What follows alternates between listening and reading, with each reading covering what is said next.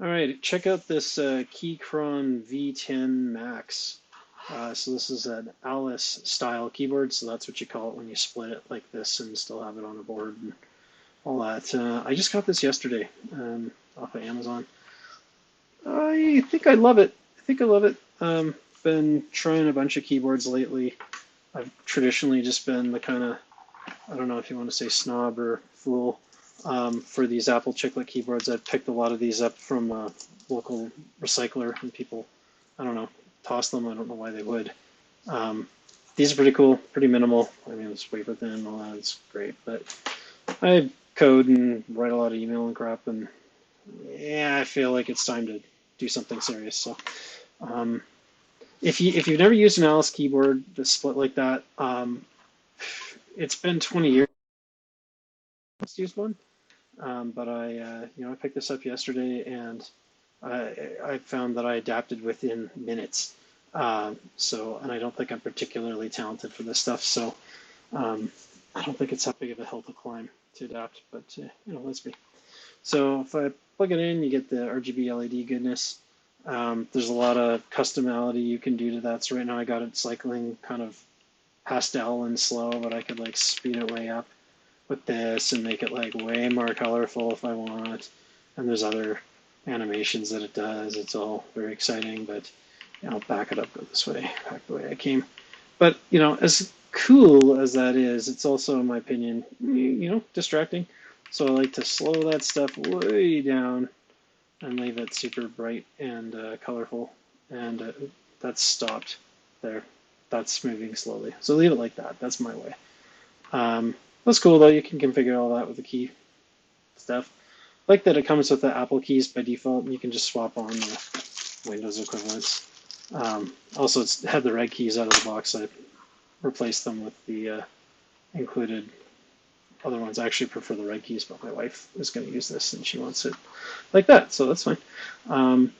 These have the banana switches. You can switch those to whatever you like. I mean, you should probably order what you want, but you can't know without trying. So the bananas are good. They're reasonably clicky.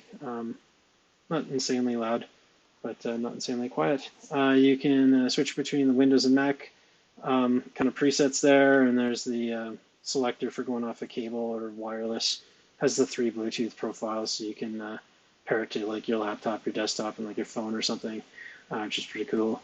And here's the USB-C dongle over here. That's pretty cool. They're usually USB-A's when they have those dongles, so it's a nice little touch. Magnet sucks it in there. So without further ado, I will type. And how about I turn off my lights too? It'd be a little more colorful. See this? Okay, actually, here's my pet peeve. Isn't it great? You have the LEDs. What the hell are the keys? Like, I can't see the letters. It's so common. That's how they all are, with rare exceptions like the Keychron V2 that I recently bought. It has shine through keycaps, but none of these do. It's absolutely my top pet peeve with these. But anyways, typing test.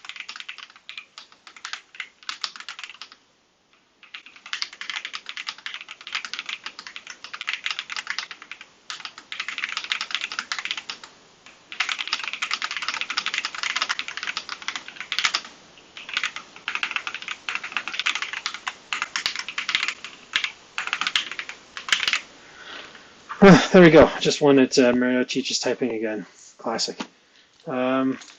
So that's it. It's pretty cool. A little bit pricey. I mean, you can spend a whole lot more on than the V10 costs, but I think it's a good balance between function and cost and all that features. Really like the open source QMK firmware that it runs in case I want to do something wacky with this.